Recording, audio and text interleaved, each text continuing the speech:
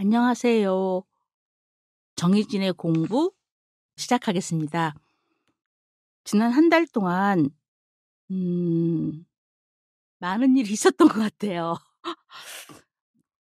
일단 여둘톡에 김하나 선생님이 말씀하시길 제가 팟캐스트를 라디오라고 했대요. 그래서 그게 그렇게 에, 재밌었나 봐요. 그거를 비롯하여 여러 가지 문화 충격을 받았습니다. 네. 그 외에도 굉장히 많죠. 그중에서 차마 제가 제 목소리를 스스로 듣기가 너무 민망하고 막 잘못하면 막 책상에다 머리를 찔까 봐 안 들었다가 조금 들었어요. 근데 저는 제 목소리가 솔직히 말해서 좀 예쁜 과라고 생각했거든요. 그런데 일단 사실은 제 목소리가 그렇게 나쁘지 않은데 목이 성대를 많이 쓰는 직업이다 보니까 목이 많이 상했더라고요. 교사들도 40 넘으면 목소리가 많이 상한다고 하더라고요. 그래서 제 목소리가 제가 생각하는 것처럼 예쁘지가 않더라고요. 그래 가지고 너무 괴로워했더니 제 딸이 하나 있거든요. 근데 그 딸이 저보고 하는 말이 막 웃으면서 "엄마, 모든 사람이 자기 목소리를 아름답다고 생각해." 그러고 "엄마는 평소에 비해서 예쁘게 나온 거야." 막 이렇게 팩트 폭력? 이런 건 요새 말인가요? 어 조언을 해 줘서 제가 좀 현실에 직면하고 있습니다. 처음에 제가 소개를 할 때 인사를 할 때 해외에서 몇 분이 듣고 있는 줄 알고 있어서 해외에 계신 청취자 여러분 그랬더니 그분들이 그렇게 좋아하시는 줄 몰랐어요. 그러니까 이 해외에서 마치 무슨 한인 방송 듣는 것처럼 "반가웠다."라는 메일을 받았는데요. 문득 그런 생각이 들더라고요. 이게 연결이 되는 문제인데요. 우리나라 공항은 가 보면 입출국 수속을 밟을 때 한국인, 외국인 이렇게 돼 있어요. 왜 코리안, 포리너 이렇게 돼 있는데 이건 사실 맞지 않죠. 저도 이게 크게 신경을 안 썼는데 다른 나라 공항을 가니까 거주민 방문자, 레지던트, 비지터 이렇게 표현을 하더라고요. 그러니까 국적을 중심으로 하지 않고 방문자와 거주민 이렇게 표현하는 거를 보고 우리 사회의 이 국적을 중심으로 한 어떤 사고방식이랄까? 더군다나 이 공항이라는 곳은 공간 연구에서 굉장히 많이 다뤄지는 장소거든요. 왜냐면 이 공항이라는 곳이 어떤 국경의 경계이기도 하고 장소성이 있으면서도 장소가 아닌, 그래서 이 공항이 플레이스냐 non 플레이스냐 이런 논쟁도 있고 재밌는 곳이죠. 그래서 한반도 밖에서 들으시는 분들에게 조금 제 목소리가 반가운 목소리가 됐으면 좋겠다 그런 생각을 조금 했습니다. 2월 달에 메인 주제는요. 2 월이 좀 심란하다 그럴까? 여러분은 안 그러세요? 졸업과 입학 이런 것도 있고 날씨도 그렇고 심란한 그런 게 있죠. 근데 원래 2월 달이나 11월 달이 사계가 분명할 때는 그때가 환절기이기 때문에 사람들이 많이 아프기도 하고 절기가 바뀐다는 게 사실은 큰 사건이기도 하죠. 나이를 먹는 거죠. 나이로부터 스트레스를 안 받는 분들은 아마 없으실 거예요. 원래 이 주제는 제가 관심이 굉장히 많았어요. 젠더보다 저는 사실 나이의 문제에 굉장히 관심이 많았어요. 많을 수밖에 없는 거는 무슨 뜻이냐면 제가 주로 여성들하고 있기 때문에 여성들하고 있을 때는 성차별이라기보다는 여성들 간의 차이가 인제 문제가 되잖아요. 그게 대표적으로 여성들 간의 계급, 미국의 경우에는 인종, 우리도 그런 게 있지만 나이, 외모 이런 게 이제 여성들 간의 차이나 위계를 결정하잖아요. 그래서 제가 나이 문제로 상황에 부딪힐 때마다 글을 많이 썼습니다. 이 나이 문제는 사실은 모든 인간사의 문제라고 해도 이제 과언이 아니죠. 왜냐면 이제 우리가 보통 흔히 말하는 생로병사의 자유로운 저기는 아니니까요. 우리가 젊은 나이로 돌아갈 수도 없고 미리 나이를 먹을 수도 없고 우리가 어떻게 할 수 있는 영역이 아니죠. 어떤 의미에서는 벼락부자가 될 수도 있고 젠더도 바꿀 수 있지만 나이는 바꿀 수 없는 문제죠. 그런데다가 이 나이 문제는 이제 모든 사람이 피해자이자 가해자예요. 그래가지고 나이가 들어서 억울하고 나이가 적어서 억울하고 나이가 어중간해서 억울하고 모든 사람들이 자기가 나이로 인해서 우대를 받고 있다, 존경받고 있다, 존중받고 있다, 막 내 나이가 특권이다 이렇게 생각하시는 분은 거의 없는 것 같아요. 예를 들면 제가 그날도 굉장히 고민을 했는데 1월 9일 날 저희가 텀블벅 작은 행사를 했잖아요. 그런데 그때 참여하신 분들 중에서 자녀분하고 같이 오신 제가 볼 때 한 70 중반 정도 되신 어르신, 저는 어르신이라는 말도 좀 별로 좋아하지 않는데 70대 여성분이 한 분 계셨어요. 그래서 감사하더라고요. 그래서 제가 그분을 눈여겨보다가 행사가 끝난 다음에 나가실 때 인사를 한번 드리려고 했어요. 아우, 어머니 여기까지 오시느라고 너무 고생 많으셨습니다. 너무 감사합니다. 이렇게 인사를 드리려고 마음을 먹었었는데 갑자기 인사를 드리는 게 오히려 또 실례가 아닌가.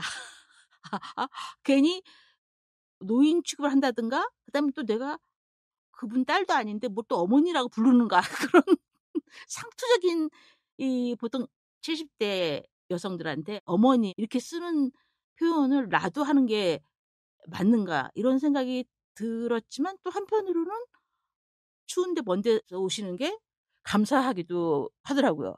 그래갖고 망설이다가 그냥 말았어요. 그런데 또 이런 일도 있었어요. 저는 여러 가지 문제로 택시를 많이 타거든요. 그래서 언제 한번 택시에 대해서 다룰까 합니다. 그런데다가 제가 옛날에 택시 노조에서 스텝으로 일한 적도 있어요.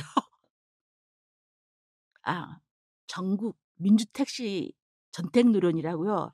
거기서 간사로 커피도 끓이고 글도 쓰고 해지도 만들고 전 안 한 일이 없습니다. 그런데 이 택시 기사분들한테 저는 기사님이란 말도 좀 그렇고 해서 또 대부분 이제 연배가 저보다 많거나 저하고 비슷하기 때문에 그냥 편하게 선생님 이렇게 얘기를 해요. 그러면 택시 기사분들은 대부분 그 명칭을 좋아하십니다. 그러니까 한국 사회에서 택시 기사에 대한 편견이 있는데 제 경험으로는 그건 정말 편견이에요. 그러니까 택시 기사들의 다양한 만큼 다른 직업이 다 다양한 만큼 그건 개별성이지 절대 그 택시 기사들만의 어떤 공통된 특성이 있거나 절대 그렇지 않습니다. 그리고 또 사실 그분들도요. 엄청나게 손님을 무서워해요. 그래서 이 택시 기사분들한테 "선생님 오른쪽으로 가 주시겠어요?" 뭐 이렇게 얘기하면 존중받는다는 느낌을 갖으시는지 대체적으로 택시한 분위기가 좋아진다고나 할까? 어 그랬거든요. 근데 얼마 전에는 제가 택시를 탔는데 요새 막 택시 기사분들 중에서 특히 회사 택시 기사분들 중에서 아주 젊은 분이 별로 없거든요. 그리고 별로 젊어 보이지도 않았어요. 그런데 제가 짧은 거리였어요. 역에서 학교까지니까 짧은 거리죠.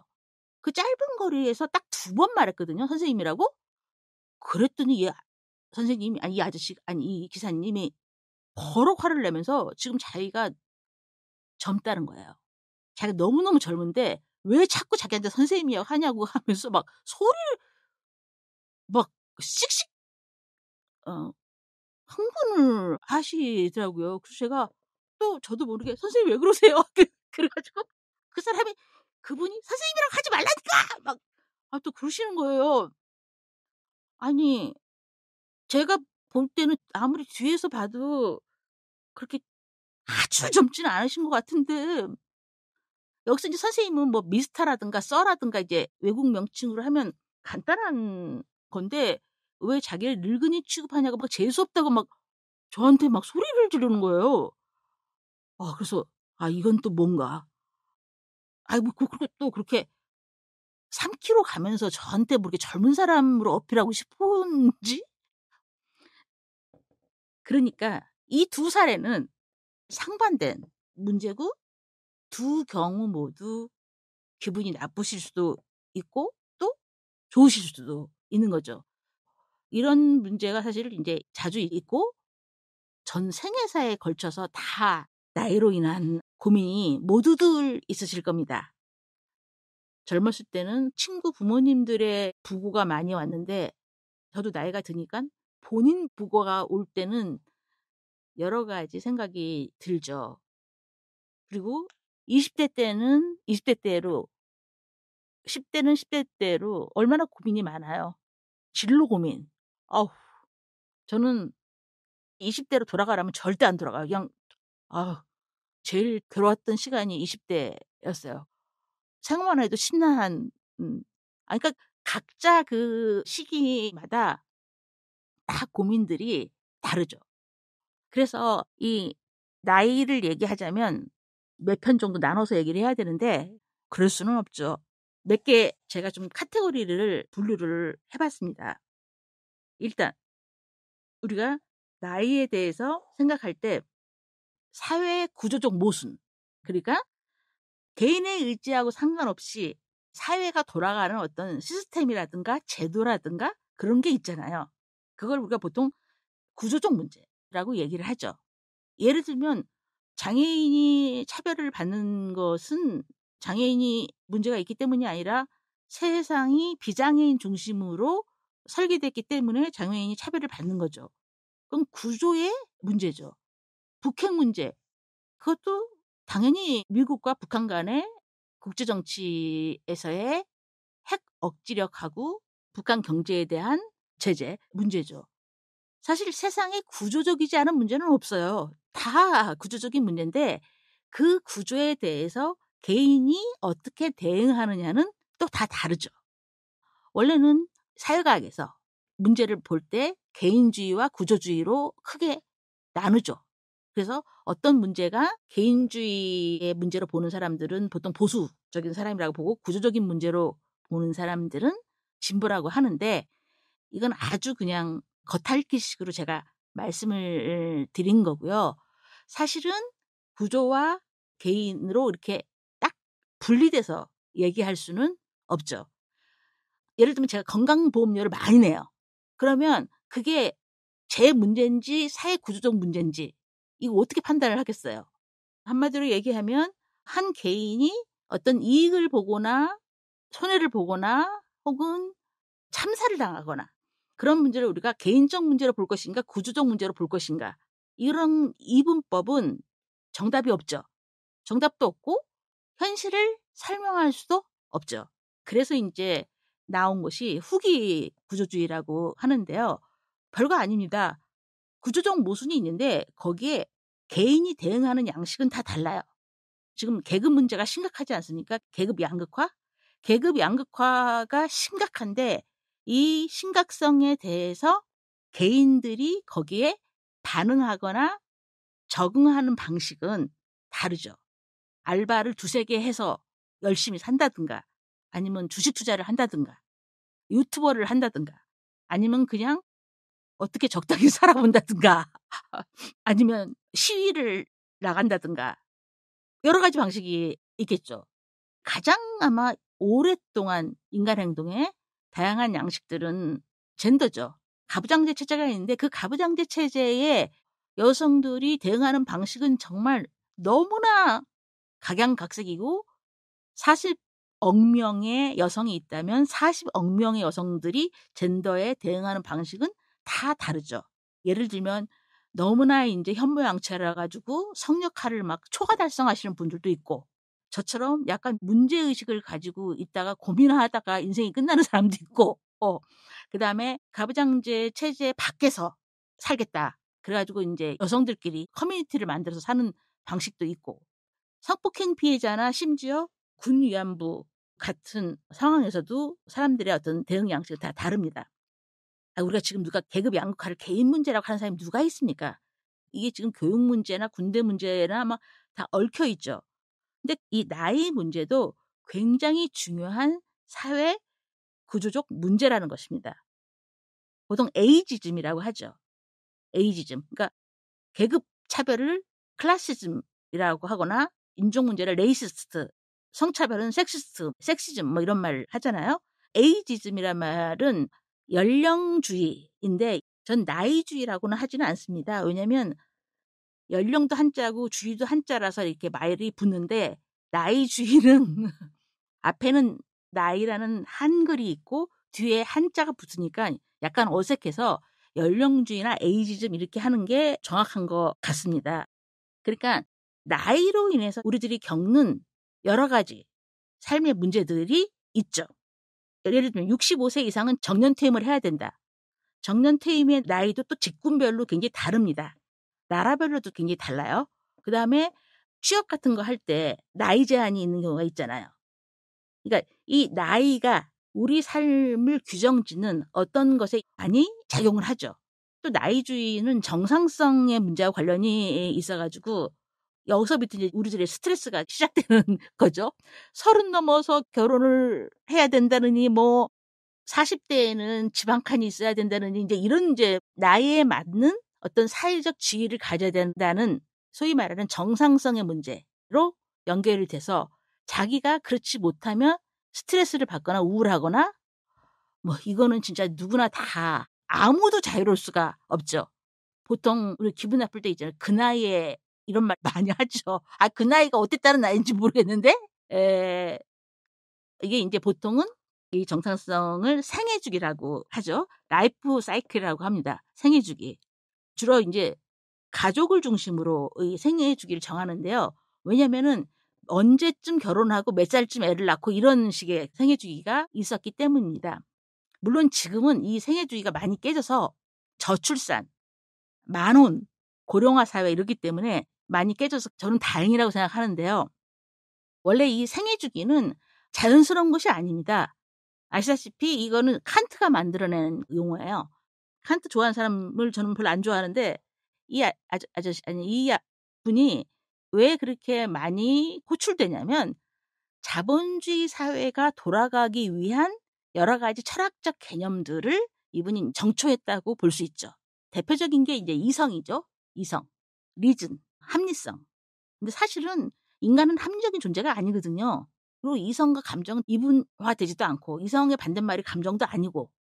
근데 생애주기는 여러분도 알다시피 중산층 자본주의 국가에서 10대 때 공부를 하고 20대 때 결혼과 연애와 여행을 하고 30대 때 집안 마련하고 이제 한국으로 치면 40대 때 대기업의 부장 뭐 이상 돼야 되고 50대 때 어른 비슷한 사람이 돼야 되나? 그다음에 60대 때 노후가 보장되는 약간 그럴싸한 이런 식의 이미지가 우리 사회에서 있는 거죠. 강하죠, 사실은. 지금 좀 덜하지만 덜할까요? 이 강박이 사실은 굉장합니다. 예를 들면 저 같은 인간, 보기와 달리 엄청나게 범생이거든요.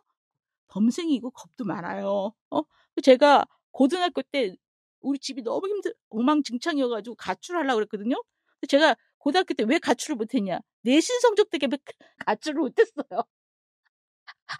그러니까 10대 때 자유로운 무슨 방황을 한다든가 이 학교 제도권 밖에 탈출을 한다든가 이런 게 거의 불가능한 거죠. 그러니까 이때 재수를 하거나 삼수만 하더라도 자기는 뭔가 뒤처졌다고 생각하고 이런 규범들이 있는 거예요. 여기서부터 제 인생이 꼬이기 시작했는데 제가 나이에 대해서 관심을 갖게 된 게 뭐냐면 부끄러운 얘기지만 반성을 하고 있지 않는데요. 제가 대학을 6년 다녔거든요. 남들보다 2년이 늦은 거죠.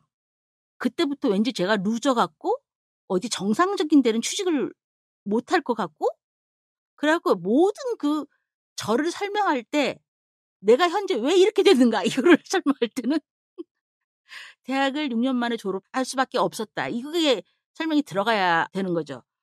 근데 사실 이게 얼마나 웃기냐면 대학을 안 가는 사람들도 굉장히 많은데 그렇게 생각하는 거죠. 그러니까 다시 말하면 나이에 관한 이 정상성은 신화예요.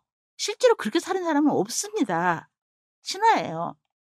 옛날에는 여성들이 20대 후반만 돼도 초조해했죠. 결혼 못 저기 할까봐. 그러니까 남성과 여성이 결혼이 적당한 나이도 정해져 있었죠. 그리고 30 넘어서 여성이 애를 낳으면 막 엄청 위험한 상황이라고 많이 생각했죠. 이거는 뭐 남성들도 마찬가지죠. 군대를 늦게 간다거나 정상 가족을 꾸려야지만 된다거나. 그래서 여성이 혼자 사는 것보다 남성들이 혼자 사는 게 훨씬 더 어떤 부분에서는 용기가 필요한 일이죠. 그러니까 여성이 혼자 사는 거는 그런가 보다 하는데 남성이 혼자 사는 거는 뭔가 하자가 있다고 생각한다거나 옛날에는 어른들끼리 이런 말이 있어요.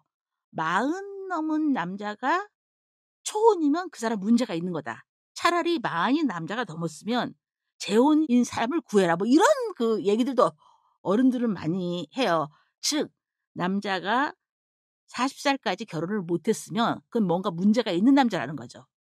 이것도 사실은 다 개별 사안일 텐데 나이에 맞게 뭐를 해야 된다라는 개념이 강해서 그런 거죠. 그런 부분에서 저는 가끔 그런 생각을 해요.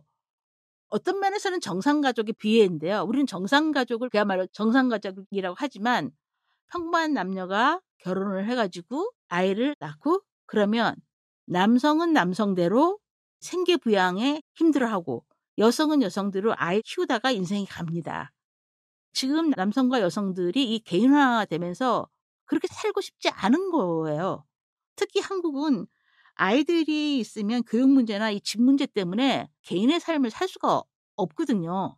그 과정에서도 외도나 가정폭력이나 뭐 이런 게 있겠지만 남성은 남성대로 여성은 여성대로 자기 개인의 삶이 없어지게 되죠. 그 다음에 나이가 들면 부모님을 간병해야 되는 이게 보통 사람들의 라이프 스타일이죠. 결혼을 하면 네 분이죠.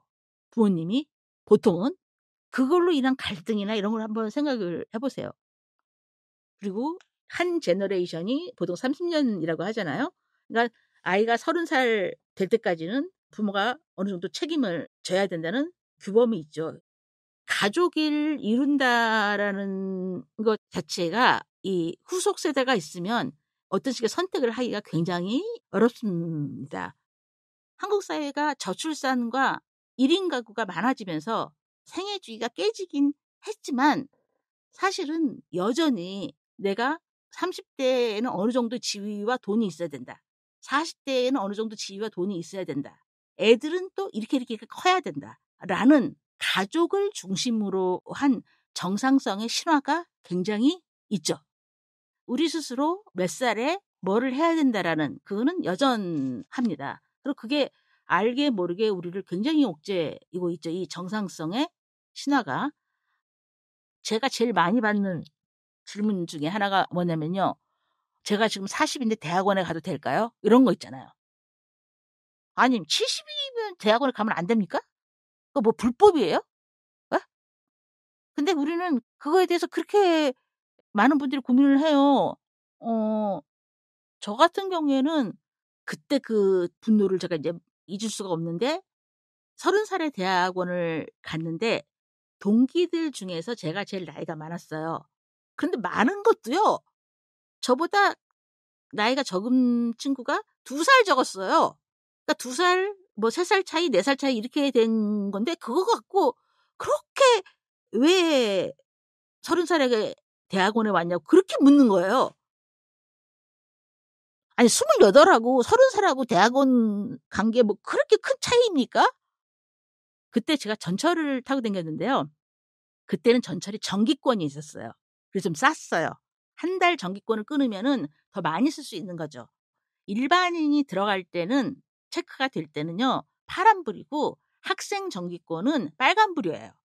그런데 제가 지하철역에서 나왔는데 그 역무원이 보시기에는 제가 아줌마인 거야. 그러니까 왜 아줌마가 학생 패스를 쓰냐는 거지. 그래가지고 저를 부르더라고요. 불법 사용자. 참 지금 생각하면 저도 멍청한데 그때 그냥 학생증을 보여줬으면 되는 건데 제가 그 사람 앞에서 이렇게 말한 거예요. 그 역무원한테 왜 선생님은 30살은 대학원 선생님이 안 된다고 생각하십니까? 막 이렇게 제가 얘기를 한 거예요. 아니 그러면 그때 그 영무원 분께서 알아들었으면 좋지 한 일주일을 매일 걸린 거예요. 빨간불이 켜질 때마다. 당신 일로 와봐. 아줌마인데 왜 학생 껐어? 근데 그때 완전히 머리가 폭발했어요. 이때부터 제가 나이에 대한 고민을 하게 됐죠. 그 다음에 몇 년 후에 제가 박사과정 들어갈 때 장학금을 받았거든요. 장학금을 받으러 학교 교무과에 갔는데 이때도 또 저희 아니 30 중반인데 저보고 그 교무과 직원이 뭐라고 그러냐면 학부형이 오셨어요. 부모님 되세요? 그러는 거예요. 정말 놀랐어요. 이럴 때는 녹음을 그만둬야 되나? 부모님이 오셨어요. 이러는 거예요. 그래서 제가 저 본인인데요. 그러고 이제 확인을 하고 나왔는데 이 나이가 왜 이렇게 복잡하냐면요. 이게 젠더와 계급과 인종과 이런 거하고 결합을 해가지고 굉장히 다른 양상을 드러냅니다. 여러분 잘 아시겠지만 가부장제 체제의 여성은 나이나 몸으로 간주되기 때문에 여성의 나이와 남성의 나이는 또 다른 의미를 갖죠. 보통 남성과 여성들이 연애를 할 때 나이차 같은 거. 연하라는 말 자체가 남성 중심적인 말이잖아요. 그러니까 나이와 관련해서 이게 젠더와 결합하면 여성들의 매력 자원은 외모나 몸인데 공부를 잘하거나 직업이 좋다 할지라도 여자들은 예뻐야 되는 거죠. 아직까지. 그러나 남성들의 매력 자원은 지식이나 권력이잖아요. 근데 문제는 그것이 성차별이 아니라 지식이나 권력은 유통기한이 길고 영원하잖아요. 돈이나 지식은. 높이 평가되죠. 그런데 여성들은 예뻐도 문제고 안 예뻐도 문제예요. 그러니까 제가 이제 여학생들한테 강조할 때는 미모가 중요하다. 그러나 그것은 유통기간이 짧으니까 기술이나 공부를 익혀라. 그래서 외모주의가 나쁜 게 아니다. 문제는 유통기한이 짧고 사회적으로 이중 메시지를 받는다. 이런 얘기를 이제 많이 하죠. 이 문제로 어려움을 겪는 직종이 말할 것도 없이 이건 여배우들이죠. 여성 배우들. 저는 그분들 정말 존경합니다. 언제 연기를 하고 언제 공부를 하고 언제 살림을 하고 언제 몸무게를 170에 45를 유지해요. 이건 신의 경지라고 봅니다. 그러니까 이 여배우들은 외모가 커리어하고 그냥 연결이 되어 있기 때문에 정말 가장 어려운 직업 중에 하나가 아닐까 생각합니다. 그러니까 많은 경우에 나이로 경쟁을 하죠. 제가 제일 싫어하는 말이 뭐냐면요. 제가 진짜 싫어요, 이 말. 곱게 늙는다. 뭐, 곱게 늙는 게 뭐 어떻게 늙는 거예요? 곱게 늙는 게? 곱게 젊어라. 이런 말은 없잖아요. 곱게 늙으려면요. 돈이 있어야 돼요. 곱게 늙으려면요. 그러니까 이거 좀 너무 나쁜 말이야. 곱게 늙으라는 말은. 제가 묻고 싶은 것은 곱게 늙는다는 그 내용을 모르겠어요. 그 내용을. 그게 인격인지 아니면 얌전하게 살고 조용히 있는 건지 나대지 않는 건지 병에 걸리지 않는 건지 굉장히 뭐랄까 폭력적으로 느껴져요. 한마디로 어쩌란 말이냐는 것이죠. 예를 들면 대머리이거나 머리숱이 빠지거나 그게 이제 노화의 자연스러운 현상인데 우리가 그런 경우를 곱게 늙는다 이렇게 얘기하지는 않죠. 시를 읽고 여행을 하고 차 한 잔을 마시고 뭐 이런 게 곱게 늙는 건가요? 거기다가 요새 이제 한 가지 더 붙여진 것은 동안 얘기죠. 아니 50대 이후에 어떻게 애 얼굴이 어떻게 나옵니까? 50 먹어가지고 애 얼굴이 어떻게 나와요? 우리 사회에 지금 동안 산업이 어마어마한 규모죠. 성형시술을 비롯해가지고 마사지서부터 말할 수가 없죠. 24시간 그것만 하시는 분도 계세요. 근데 이 참 또 무조건 나이 많은 사람들이 뭔 얘기를 하면 이제 꼰대 소리를 또 듣잖아요. 근데 이것도 잘못된 거죠. 아니 내가 실패의 경험을 들려주겠다는데 왜 듣기 싫다는 거예요. 예? 이게 정말 문제입니다. 이 부분에 대해서 굉장히 좋은 글을 한번 봤는데 사회평론가 박권일 선생님이 88만 원 세대의 저자이시죠. 원래 우석훈 선생님으로 알려져 있는데 공저입니다. 근데 이 박권일 선생님이 말씀하시길 너무 통쾌했어요. 그러니까 가치지향적인 꼰대가 있고 물질지향적인 꼰대가 있다라는 거예요. 그러니까 이제 물질지향적인 꼰대, 그 꼰대라는 말도 참 민망합니다. 이 물질지향적인 뉴스들은 나처럼 되라라는 거죠. 자기 자랑을 하는. 나 때는 말이야. 나는 이렇게 했는데 너는 왜 못하니? 이제 이런 이야기인데 그거는 굉장히 나쁘지만 가치지향적인 조언은 굉장히 중요하다는 거죠. 아니 저도 어렸을 때 어른들이 나보다 경험이 많은 사람들이 어떤 그 요령을 알려줬으면 고생을 덜 했을 텐데 그런 인생의 순간순간들이 굉장히 많거든요. 뭘 모르고 결혼했던 거, 뭘 모르고 아이를 낳았던 거, 그다음에 대학원 생활의 구체적인 정말 요령서부터 직장 생활에서 인간관계 수도 없이 미리 누가 나한테 얘기를 좀 해줬으면 제가 또 큰딸인데다가 어머니가 또 특이하셔서 저한테 어드바이스를 해주는 분들이 없었어요. 그러니까 정말 저는 맨땅에 헤딩한 그런 부분이 많고 시행착오가 엄청 많았죠. 지금 그런 거 생각하면 되게 억울한, 좀 뭐라 그럴까. 그러니까 안 해도 될 시행착오를 해서 저는 언니나 오빠 있는 분들이 되게 부러워요. 그러니까는 그런 세대 간의 지혜가 전수되는 거는 굉장히 중요한 사회적 자원이고 중요한 겁니다. 그런데 그걸 한꺼번에 몰아서 다 꼰대로 보는 거는 나이 든 사람에 대한 혐오죠. 대표적인 말이 노추죠, 노추. 소추라는 말은 없는데 왜 노추라는 말이 있느냐. 젊은 사람들도 추하게 굴 때 많지 않나요? 인간은 다 추할 수 있죠.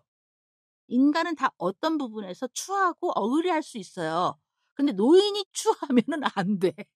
그래서 역설적으로 나이가 들수록 옷을 더 고급스럽게 차려입고 그래야 무시받지 않는다는 거 있잖아요.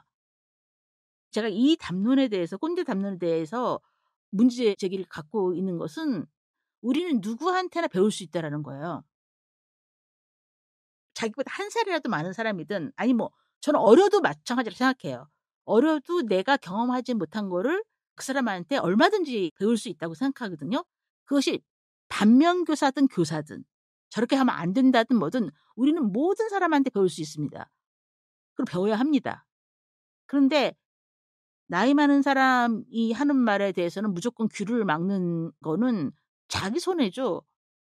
이 경험의 전수라는 것만큼 비싼 정보가 없어요. 왜 우리가 레시피를 숨기는데 여러 번 실패와 재료의 실패와 수없는 시간과 이걸 해가지고 한 거를 누가 막 마음대로 막 공개합니까? 저는 그런 생각을 해요. 요새는 계급 차이가 돈만 막 몇백억이 있는 게 중요한 게 아니라 캐시가 어느 정도 있고 플러스 문화자본이 있어야 되거든요. 부모가. 문화자본이 있는 친구들과 그냥 돈만 있는 친구들은 또 다릅니다. 그래서 돈만 있다고 해가지고 다 금수저가 아니에요. 그래서 이 문화자본이 있는 친구들은 정보서부터 공부하는 방법서부터 이후에 이 세계가 어떻게 변할까서부터 거기에 대해서 부모로부터 굉장히 많은 실질적인 유산을 물려받죠. 그런데 제가 대안학교를 나온 친구들이나 보육원에서 성장해가지고 사회로 나온 친구들을 돕는 작은 모임을 하고 있는데요. 그때 제일 안타까워요. 제일 안타까워요. 너무나 간단한 것도 정말 나라에서 주는 지원도 뭐가 뭔지 하나도 모르는 거죠. 저는 그게 진짜 계급 차이라고 느껴요. 혜택을 받을 수 있는데도 정보가 없어서 못 받는 거 있잖아요. 지금 의외로 한국의 노동력의 부족과 저출산 때문에 젊은이들을 위한 여러 가지 혜택이 무지무지 많습니다. 그래서 그런 걸 보면 조금 슬퍼요. 근데 뭐 영리한 부모들이나 돈 있는 부모들은 막 온갖 네트워크와 정보를 모아 가지고 자녀들을 어디에 입학시키죠. 그게 바로 민주당이 진 이유 아닙니까? 어? 아, 나이와 관련해서 또 가장 큰 주제 중에 하나가 삶의 의미죠. 한 50대쯤 되면 사람들이 이런 생각을 하게 되죠. 난 여태까지 무엇을 이루었나? 내 인생 뭐였나? 막 의미를 찾기 시작합니다. 요즘에는 이제 글쓰기가 의미의 대표적인 영역으로 등장하거나 혹은 자원봉사를 하거나 자기 나름의 뭔가를 찾으려고 하죠. 근데 이 의미 찾기가 사회 경제적으로 무엇을 성취했다라는 개념으로 가면 이때부터 이제 나이가 들 때까지, 죽을 때까지 소위 말하는 권력투쟁을 해야 하는 거죠. 다시 말해서 계급과 정상성하고 겹치는 부분이 이런 겁니다. 누가 노인인가? 우리는 80이 되고 90이 되셔도 지식인으로 간주되거나 지식인인 분을 우리는 노인이라고 하지 않아요. 학자라고 하지. 최장집 선생님이나 백낙자 선생님을 누가 노인이라고 생각해요? 그분들은 학자지. 박지원 씨나 김종인 씨나 다 80이 넘으셨는데 그분들은 정치인이지. 그분들을 누가 노인이라고 생각합니까? 노인은 그냥 아무 지위가 없는데 나이가 많은 사람이 노인이에요. 다시 말하면 이 노인이라는 범주는 사회적으로 구성되고 사회적으로 우리가 스스로 분리하는, 그러니까 그냥 노인은 인간이고요. 기업 가거나 정치인이나 지식인이나 명망이나 사회적 성취를 하거나 돈이 많으신 분들은 이런 노인의 범주, 다시 말하면 인간의 범주에 안 든다는 것이죠. 그러니까 다시 말하면 이 얘기는 뭐냐면 노인은 나이가 많은 사람을 지칭하는 용어가 아니라는 거예요. 이 노인이라는 말은 굉장히 계층화된 언어입니다. 평범한 사람들한테만 노인이라고 얘기를 하죠. 노인이나 노화라는 게 얼마나 사회적인 개념인가. 우리가 보통 나이는 성별도 마찬가지인데요. 굉장히 자연스러운 거라고 생각하잖아요. 그런데 절대 그렇지 않습니다. 나이는 제도입니다. 인간이 만든 제도예요.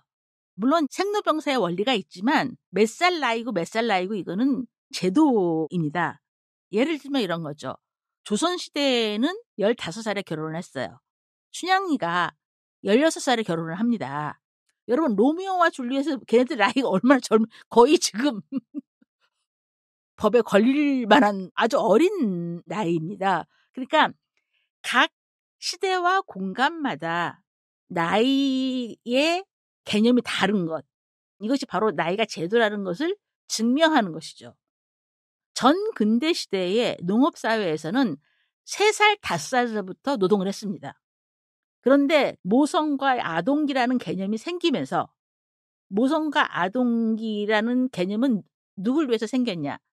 남성을 노동자의 모델로 상정하고 여성이 집에 있어야 하기 때문에 원래 모성이나 마더후드, 차일드후드, 이 아동이란 말이 영어 사전에 등재된 지 300년도 안 됐어요. 그러니까 농업사회에서는 아이들이 어렸을 때부터 일을 했지만 자본주의 사회에서는 초등학교가 생기면서 정기교육을 받게 하는 거죠. 그러니까 한 인간이 8살 때 무엇을 하고 10살 때 무엇을 하고 20살 때 무엇을 하고 이것이 다 시대와 공간마다 다릅니다. 예를 들면 칸트의 생애주기, 그때 그 생애주기는요. 독일 사회에서 70세를 기준으로 한 거예요. 그런데 당시 인도 사회에서는요. 평균 수명이 42세였거든요. 그다음에 지금 우리 사회 기대 수명 85세잖아요. 그러니까 지금 한국 사회에서 20살에 할 수 있는 일과 옛날에 유럽에서 20살에 할 수 있는 일, 우리가 가끔 보면은 우리를 기죽이게 하는 이야기들이 있잖아요. 막스는 23살에 박사학위를 쩌다든가 뭐 이런 얘기들이 있잖아요. 그거는 그 사회 체계 속에서 교육제도가 그랬기 때문이죠. 즉 나이는 철저하게 규범과 제도에 의해서 만들어진 것이기 때문에 그거를 개인적 차원에서 얼마든지 무시하고 살자는 게 제 의견인데 제가 보기보다 인생이 험악했어요. 저는 제가 고학력 중산층 부모 밑에서 잘 살았다고 생각했는데 그것은 저의 망상이었고 중간에 질병이 있어 가지고 석사 논문은 저희 과에서 제일 일찍 썼는데 박사 논문을 53세에 썼어요. 근데 제가 그때 그런 생각이 들더라고요. 아니 53세에 박사 논문 써서 뭐 하나. 그런 생각을 했었어요. 그러다가 금방 생각을 바꿨죠. 논문을 써먹기 위해서 쓰는 게 아니라 그냥 내가 어떤 글을 쓴다. 근데 그것이 학위 논문일 뿐이다. 이렇게 생각하기로 했죠. 그러니까 제 얘기는 조건이 된다면 본인이 원하는 것을 사회적 시선에 구애받지 말고 하시라는 거예요.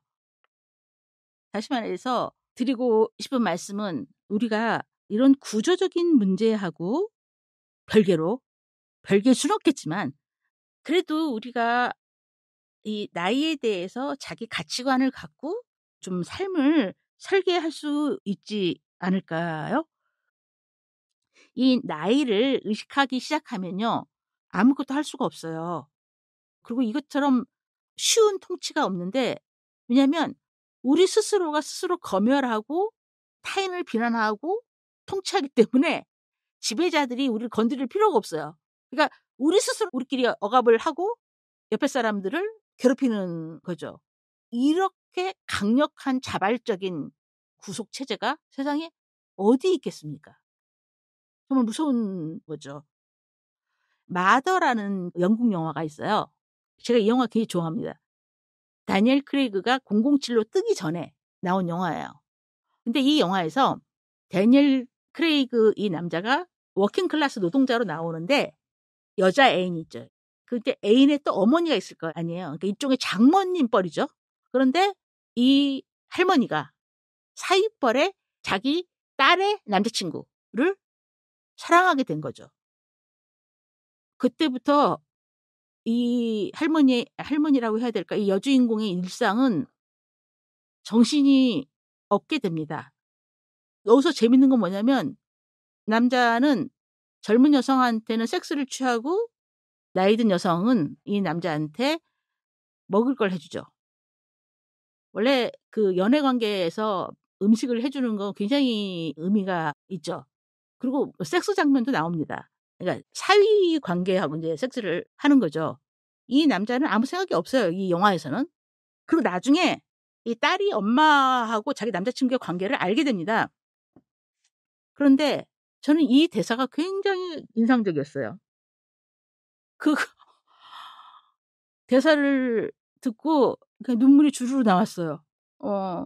뭐라고 그러냐면 나는 아직 늙을 준비가 안 됐나 봐. 이렇게 얘기를 하면서 울어요.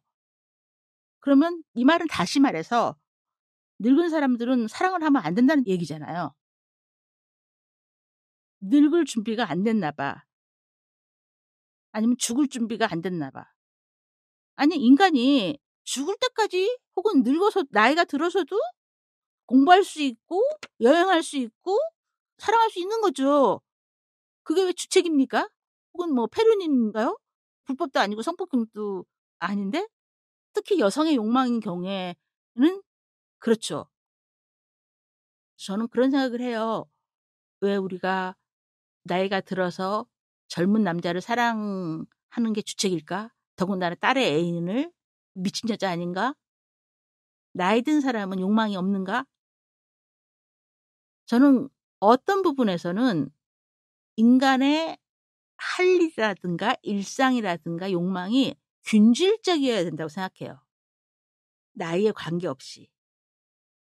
세계적인 화가들 중에서 혹은 시인들 중에서 문필가들 중에서 70에 문맹을 깨치고 80에 시집을 내고 100살에 베스트셀러가 된 사람들도 있습니다. 사실은 가장 민주주의 국가는 각자의 나이에 상관없이 자기가 할 수 있는 일을 할 수 있게 하는 나라가 가장 파라다이스죠, 사실은. 왜 내가 30이 됐다고 해서 꼭 취직을 해야 돼요? 그냥 최소한의 삶을 유지하면서 자기가 하고 싶은 걸 하면 좋죠. 근데 제 주변에도 그런 고민을 얘기하는 친구들이 굉장히 많아요. 자기는 박물관과 미술관과 영화관, 도서관을 돌아다니면서 여행하고 그냥 알바하고 어떤 지위도 갖지 않고 적당히 최소한의 삶만 살고 싶지만 왠지 불안하다. 정착지가 있어야 될 것 같다. 혹은 기술이라도 배워야 될 것 같다. 이렇게 방황하는 30대들을 많이 봅니다. 그런데 그들을 자신감 없게 하는 것은 저는 사회라고 생각해요. 왜냐면 이래야 한다 저래야 한다는 데서 자유롭지 않으니까요. 제가 지금 막 구체적으로 제 주변 사람들이 생각이 나 가지고 막 안타까운 생각이 드는데 우리는 어떤 버젓한 뭐가 있어야 된다고 생각을 하죠. 모르겠어요. 저는 다행히 아마 사회성이 없어서 그런 것 같아요. 뭔가 버젓해야 된다는 그런 생각은 없어요. 그래서 웃긴 일도 많았지만 주로 어떤 일이냐. 제가 강의를 하러 갔어요. 그러면 사람들이 제가 강사인지 못 알아봐요.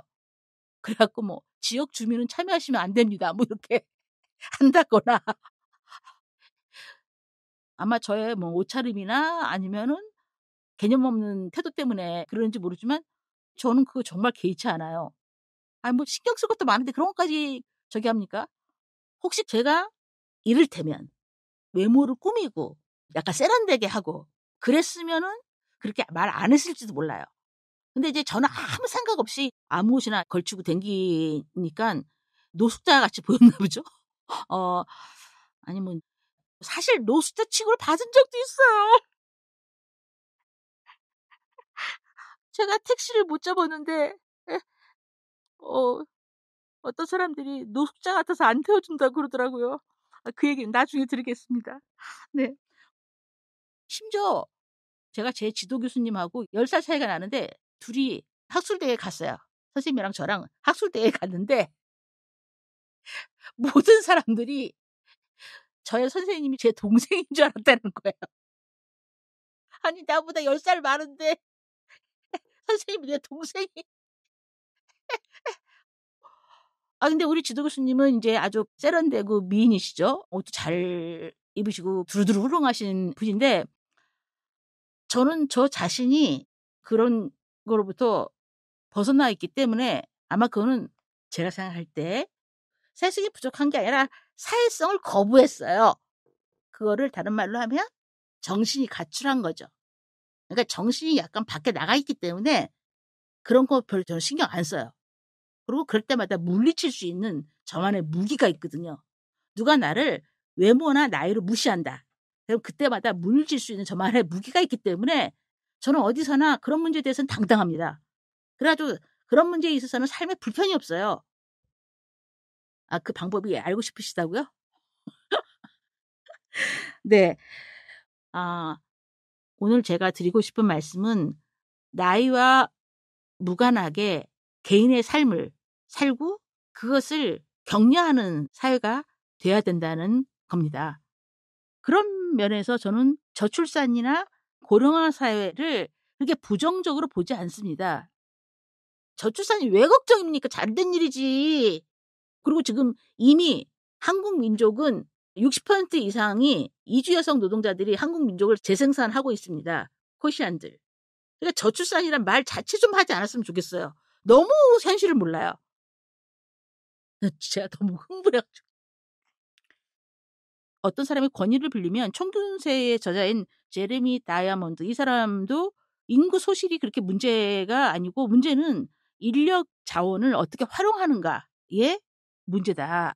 그렇게 얘기했는데 그런 말을 잘 한국 정책 관계자들은 안 듣는 것 같아요. 무조건 젊은이가 많아야 된다고 생각하는데 나이에 대한 근본적인 관점을 개조시킬 필요가 있습니다. 제 친구가 50 넘어 가지고 외국에 유학을 갔어요. 장학금도 받고 조건이 좋았어요. 그 지도 교수가 그런 얘기를 했다고 그러더라고요. "우리는 당신의 경력을 존중한다. 그래서 일부러 당신을 뽑았다. 왜냐하면 우리는 학생을 동료로 생각해서 서로 배울 사람을 뽑기 때문에 나이 든 동료들을 선호한다는 거예요. 물론 이제 외국이니까 또 그러기도 하겠죠. 그런데 한국 사회 같은 경우에는 나이 든 대학원생을 안 뽑죠. 교수보다 나이가 많다든가, 그러니까 나이가 많으면 쉽게 말하면 일 시키기가 어렵다는 거예요. 일 시킬 사람을 뽑는 건지 아니면은 조교를 뽑는 건지 학문의 동반자를 뽑는 건지, 이거는 우리나라의 노동시장도 마찬가지입니다. 연공서열, 이 제도가 있는 나라는 한국하고 일본뿐입니다. 이 호봉제 있잖아요. 이 호봉제와 젠더와 나이 문제가 겹쳐가지고 지금 노동시장이 대폭발이죠. 대폭발. 이 갈등이. 그래서 사람들이 이 나이를 의식할 수밖에 없고, 이 문제가 해결이 안 되니까 은행권 같은 데서는 5억씩 퇴직금을 주고 명예퇴직을 하라고 하는 거죠. 그러니까 이게 지금 쉽게 얘기하면 한국의 노동시장은 초기 자본주의적 성격을 갖고 있는데, 현재 자본주의 시장은 별로 인력이 필요 없는 상태에서 그런 현상이 벌어지는 거죠. 이 나이는 굉장히 억압적인 체제이기도 하지만 그래도 비교적 벗어날 수 있는 범주라고도 저는 생각을 합니다. 나이하고 젠더가 생물학적인 것이긴 하지만 그것에 대한 의미 부여와 생활 양식은 철저히 만들어진 것이고, 그 증거는 역사적 시기마다 다르다는 데 있는 것이죠. 나이로부터 자유로운, 걸리적거리지 않는 삶을 사는 것이 가장 중요하다고 생각해요. 자기가 하고 싶은 거를 나이 때문에 망설일 필요는 전혀 없다고 생각합니다. 그리고 우리가 일상에서 나이 때문에 차별받는다고 생각을 할 때는 비상약을 준비해 두세요. 비상약이라는 것은 뭐냐면 그때 할 말, 그때 할 말. 제가 최근에 너무나 충격적인 얘기를 들었는데 그것이 사실이면서도 믿어지지가 않는 얘기로 마무리를 할까 합니다. 초등학교 여교사 아들 모임에서 너무 놀라운 얘기를 들었어요. 뭐냐면 40만 넘어도요 학교 생활을 할 수가 없대요. 40이 넘으면 대내외적으로 시달려가지고 퇴직하시는 분들이 그렇게 많대요. 뭐냐면 고학년 학생이나 학부모들은 40 넘은 여교사들이 실력이 없다고 거부를 하고요. 1, 2학년 어린이들은 나이가 많긴 뭐가 많아요. 40 정도의 선생님들은 예쁘지 않다고 거절을 한대요. 그래가지고 학기 초만 되면 그 반 배정과 막 이런 것 때문에 난리불수가 난다는 거예요. 그래가지고 남편이 직업이 있는 경우에는 퇴직 압력을 받으면 물론이고 스스로도 너무 비참해서 웬만하면 퇴직을 하신다는 얘기를 듣고 이것이 현실인가 싶더라고요. 만일에 자기가 절실한 생계부양을 해야 될 경우에는 어떻게 해야 되겠어요? 싸워야죠. 야, 내가 볼 땐 너도 안 예뻐. 뭐 이렇게 얘기하든가. 나이로 인해서 공격을 받거나 불이익을 받을 때 거기에 대응할 수 있는 언어가 필요합니다. 그것도 우리가 방어 못한다면 이 사회는 희망이 없는 사회죠. 한번 리스트를 작성해 볼까요?